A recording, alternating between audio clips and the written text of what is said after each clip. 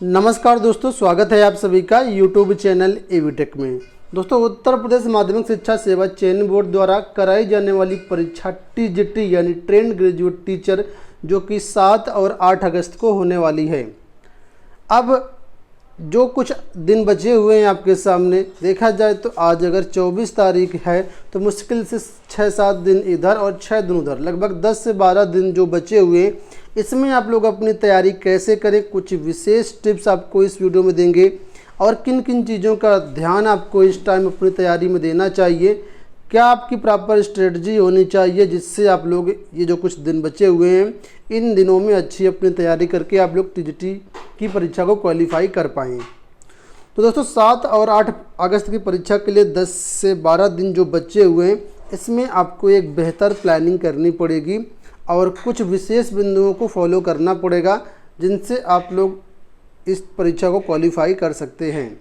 ठीक है, तो सबसे पहली बात यह है कि दोस्तों, टीजीटी पीजीटी परीक्षा जो है आपकी है, ये आप लोग माइंड मेकअप कर लीजिए। किसी भी तरीके से परीक्षा की डेट आपकी नहीं बढ़ने वाली है।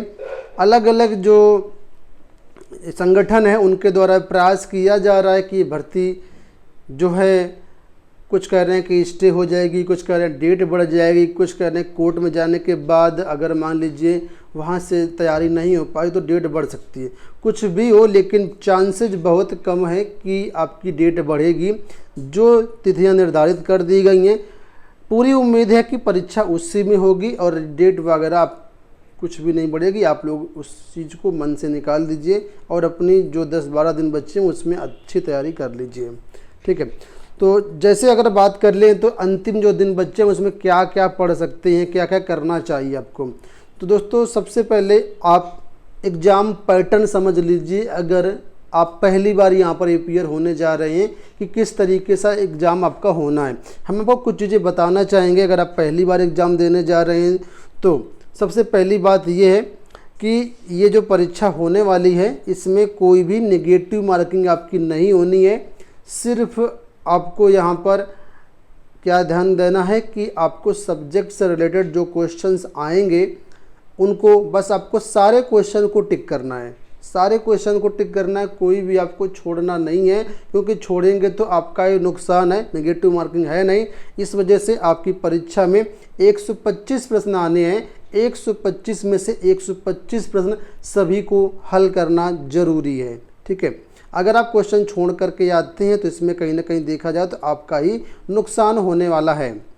अब बात कर लेते हैं, जो 125 क्वेश्चन आएंगे आपके, इसमें एक क्वेश्चन कितने नंबर का होगा। तो पहली बार ये टीजीटी परीक्षा ऐसी होने जा रही है जिसमें से आपका इंटरव्यू नहीं होगा, यानी लिखित परीक्षा के आधार पर ही यहाँ पर पूरा आपका चयन होना है। ठीक है, और जो लिखित परीक्षा होगी इसमें 125 प्रश्न आने हैं। एक प्रश्न 4 अंक का होगा और इस तरीके से अगर मल्टीप्लाई करें 125/4 का तो 500 अंकों का आपका जो रिटर्न एग्ज़ाम होगा। इंटरव्यू इस बार हटा दिया गया है टीजीटी से, इस वजह से पूरा जो दारोमदार है, पूरी जो आपका सफलता है वो डिपेंड करेगी सिर्फ और सिर्फ लिखित परीक्षा पर। अगर आप लिखित परीक्षा में चूक जाते हैं तो मान लीजिए ये भर्ती आपके हाथ से चली गई, क्योंकि आगे कोई भी आप स्टेप नहीं बचेगा आपको रिजल्ट को इम्प्रूव करने का। जैसे कि पहले होता था कि अगर लिखित परीक्षा आपकी वीक भी हो जाती थोड़ी सी तो आपके पास इंटरव्यू एक ऑप्शन रहता था, वेटेज एक ऑप्शन था जहाँ से आप लोग उसको कवर कर सकते थे। हालांकि वेटेज तो सभी के लिए सेम था, लेकिन 2-4 नंबर 10 नंबर का फ़र्क पड़ जाता था। लेकिन इंटरव्यू था जिसमें आप अगर इंटरव्यू अच्छा कर लिए तो आपका फाइनल चयन हो जाता था। लेकिन यहाँ पर ऐसा नहीं है, सिर्फ आपके पास एक ही चांस है और वो है लिखित परीक्षा। जितना अच्छी परफॉर्मेंस आप लिखित परीक्षा में दे देंगे उतने सिलेक्शन के चांस बढ़ जाएंगे। और देखा जाए तो कुछ विषयों में सीट भी बहुत कम है। जैसे जब पहली बार विज्ञापन जारी हुआ था अक्टूबर में, तब टीजीटी विज्ञान में देखा जाए तो काफ़ी पद थे, लेकिन बाद में जब इसमें बायोलॉजी को ऐड कर दिया गया तो पद विज्ञान में काफ़ी कम हो गए हैं पहले की अपेक्षा।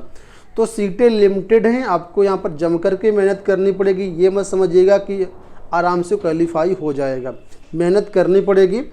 अगर आप पहले से तैयारी कर रहे हैं, अच्छी कोचिंग वगैरह या सेल्फ स्टडी से किसी भी प्रकार से अपनी तैयारी कर रहे हैं, तो अब आपको कोई वहाँ पर मुझे लगता है दिक्कत नहीं होगी। सिलेबस वगैरह आपका कंप्लीट ही हो गया, नहीं होगा तो होने वाला होगा। ठीक है। तो अब ये जो समय है यहाँ पर कुछ चीज़ें हमको फॉलो करनी पड़ेंगी, जैसे कि क्या, जैसे कि ये जो समय बच रहा है आपके पास 8 से 10 दिन, अगर आप अभी तक ऐसे आपके कुछ टॉपिक्स रह गए हैं जिनको आप कवर नहीं कर पाए हैं और ऐसे टॉपिक आपको कन्फ्यूजन क्रिएट करते हैं, तो अब उन टॉपिक को पढ़ने का समय नहीं है। कोशिश ये करें कि आप जो सिलेबस आपके पास दिया गया है सिलेबस में, उस पूरे सिलेबस को एक बार चेक कर लीजिए। चेक करने के बाद ये देख लीजिए कि आपका इसमें से कितना सिलेबस कवर हो चुका है। अगर 100% सिलेबस है, 100 में से आपने 80% सिलेबस भी कवर कर दिया है तो कोई घबराने की बात नहीं है। अगर 20% आपका सिलेबस या 15% या 10% आपका सिलेबस छूट रहा है और वो आप नहीं कवर कर पा रहे हैं, इसमें आपको दिक्कत हो रही है, तो फिर आप उसको एक बार पढ़ जरूर लीजिए। और अगर कवर हो जाता है 8 से 10 दिन में तो उसको कवर कर लीजिए। नहीं हो पा रहा है तो जो आपका 80% सिलेबस कवर है उसी को आप लोग अच्छे से प्रिपेयर कर लें, ठीक है। तो जो डाउट वाले आपके टॉपिक्स हैं, जो आपको समझ में नहीं आते हैं, कम आते हैं, उनको भी टच मत करें, एक बार पढ़ जरूर लें, लेकिन नहीं आते हैं तो उनको छोड़ दीजिए। किसी की भी मान लीजिए 100% तैयारी नहीं होती है, किसी का कोई ना कोई पोर्शन वीक जरूर होता है। तो फिलहाल जितनी तैयारी है उसी को आप लोग तैयारी है, नए सिरे से 0 लेवल से स्टार्ट करने का बिल्कुल भी समय नहीं है। बस जितना अभी तक आपने पढ़ लिया उसको अब आपको प्रैक्टिस के द्वारा, रिवीजन के द्वारा उसको एकदम स्ट्रॉन्ग करने की ज़रूरत है कि अगर उससे बेस्ड कोई क्वेश्चन आता है तो आप उसको कर पाएँ, ठीक है। तो सबसे ज़्यादा इस समय जो आपको ध्यान देना है वो अपने रिवीजन पर और प्रैक्टिस पर देना है। दूसरी बात ये कहेंगे कि जो आपका टीजीटी का पुराने पेपर से प्रीवियस ईयर क्वेश्चन पेपर उनको आप लोग ज़रूर देखिए और ये देखिए किस सेक्शन से, किस चैप्टर से कितने कितने क्वेश्चन आ रहे हैं, कौन सा इम्पोर्टेंट है, कौन सा नहीं इम्पोर्टेंट है। जो इम्पोर्टेंट टॉपिक्स हैं, जो इम्पोर्टेंट चैप्टर हैं, उनको सबसे ज़्यादा प्रेफरेंस दीजिए और उनकी जम करके प्रैक्टिस करिए, ठीक है। तो प्रीवियस ईयर पेपर आपके लिए सबसे पहले नंबर पर आएगा। दूसरे नंबर की बात कर लेते हैं, दूसरे नंबर में आपका आएगा मॉक टेस्ट, ठीक है। मॉक टेस्ट आप लोग इनकी प्रैक्टिस जरूर करें क्योंकि एग्जाम में कैसी परफॉर्मेंस देना है वो आपको सारी चीज़ें मॉक टेस्ट से ही पता चलेंगी। एग्जाम में कितना प्रदर्शन कर पाएंगे, क्या वहाँ पर रहने वाला है, ये आपको मॉक टेस्ट से ही पता चलेगा। प्रॉपर 2 घंटे के मॉक टेस्ट में आप कितने क्वेश्चन कर पा रहे हैं, कितना स्कोर आपका जा रहा है, क्या तैयारी है आपकी, वो आपको मॉक टेस्ट से ही पता चलेगी। बेहतर होगा अगर आप online practice set, online test series buy करते हैं, ऑनलाइन टेस्ट सीरीज से प्रैक्टिस करते हैं। लेकिन अगर आपको ऑनलाइन अवेलेबल नहीं हो पाए तो ऑफलाइन जो प्रैक्टिस सेट बाजार में बुक्स आती हैं उनकी मदद आप लोग ले सकते हैं। हमारे संस्थान द्वारा कई सब्जेक्ट की टेस्ट सीरीज लॉन्च की गई हैं, बहुत सारे अभ्यर्थी ऑलरेडी इनरोल कर चुके हैं।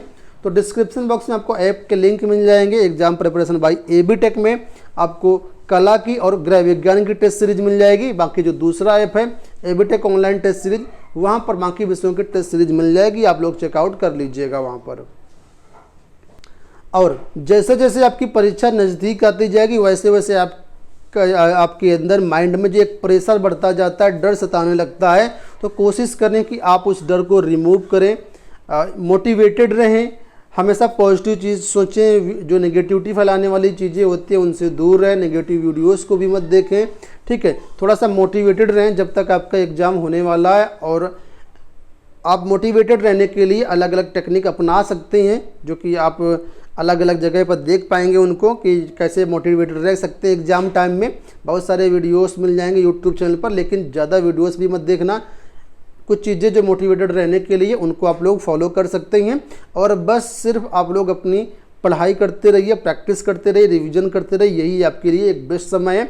अगर आप इस समय को अच्छे से यूटिलाइज कर लेते हैं तो ये मान लीजिए आगे आने वाले समय में आप बहुत ही बेहतरीन आपका रिजल्ट जो आने वाला है।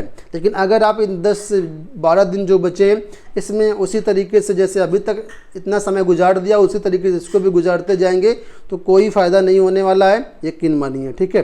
तो जो आपके पास समय है उसको यूटिलाइज़ करिए। अगर आपने अभी तक टेस्ट सीरीज वगैरह नहीं लिया है तो आप देर मत करिएगा, ले लीजिएगा और अपनी तैयारी करिएगा, ठीक है। और इस समय में अपने आप को हेल्दी रखिएगा और जो चीज़ें हैं जैसे थोड़ा सा स्वास्थ्य का भी अपने आप लोग ध्यान रखिएगा और उसी के अनुसार अपनी तैयारी करिएगा। तो ये जो अंतिम कुछ दिन बचे हैं आपकी टीजीटी परीक्षा के लिए या पीजीटी परीक्षा के लिए, इसमें आप लोग कॉन्फिडेंस गेन करें। एग्ज़ाम में जब जाएं तो आपके पास कॉन्फिडेंस होना चाहिए, कॉन्फिडेंस आपका स्ट्रांग होना चाहिए। कॉन्फिडेंस कैसे स्ट्रांग होगा? तो प्रैक्टिस रिवीजन से आप खुद फील करेंगे कि आपको कॉन्फिडेंस गेन हो रहा है। कॉन्फिडेंस बिल्कुल भी आपको लूज नहीं करना है, मोटिवेटेड रहना है। और अंत में एक चीज़ आपको और कहना चाहेंगे कि आप लोग जैसे प्रैक्टिस सेट हल करते हैं तो एक बार OMR शीट पर भी प्रैक्टिस ज़रूर कर लीजिएगा। ये देखिए इस तरीके से आपको OMR शीट ब्लैंक मिल जाएगी, तो इसमें भी आप लोग आंसर्स को ब्लैक करने की एक बार प्रैक्टिस ज़रूर कर लीजिएगा। कई बार ऐसा होता है कि आपका आता हुआ क्वेश्चन भी गलत जो है वो कलर हो जाता है और उसका नंबर आपको फिर नहीं मिल पाता। एक क्वेश्चन आपका यहाँ पर 4 नंबर होने वाला है, यानी एक क्वेश्चन गलत करते हैं तो आप लोग 4 नंबर पीछे हो जाएंगे। 4 नंबर बहुत होते हैं, देखा जाए तो 0.1 की भी बहुत बड़ी वैल्यू होती है, 0.1 से भी अभ्यर्थी पीछे हो जाते हैं। तो एक बार प्रैक्टिस जरूर कर लीजिएगा।